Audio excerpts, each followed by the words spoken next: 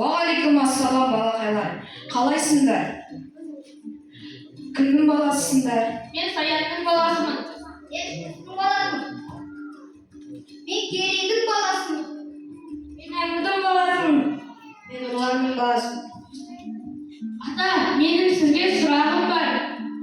Сұрағың бар болса, онда отырып жауап берейін. Келе қойыңдар.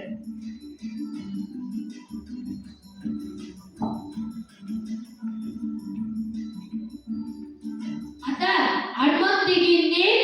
Арман дегеніміз ақыл ойын шындығы. Құс ұшсам дейді, бала өссем дейді. Қыз көпті болсам дейді, ұстаз шәкіртіне үлгі болсам дейді.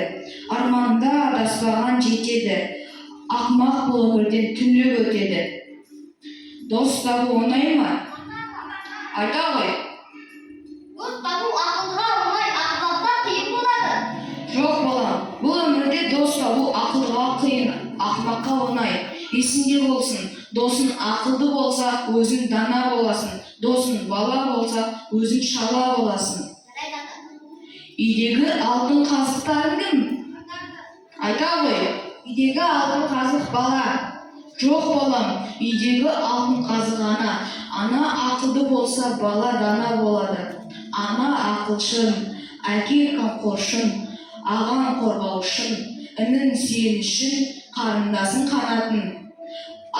Ананы сыйламаған ақылы кем, әкені сыйламаған жақыны кем. Өмір сүру үшін не қажет? Айта қойшы. Ата, өмір сүру үшін алтын, ақша, нан, мал қажет. Жоқ балам, адамның өмірі сүру үшін су, от, тұз, қыз, ақыл қажет. Су тіршілік, от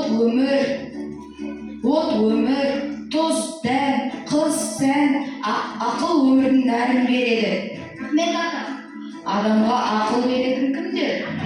Айта қойшы. Ата-ана тілі ғой ақыл беретін. Жоқ балам, адамға ақыл беретін ата-ана, ұстаз досы. Ата-ана ақылын баласына айтады, ұстаз шәкіртіне айтады.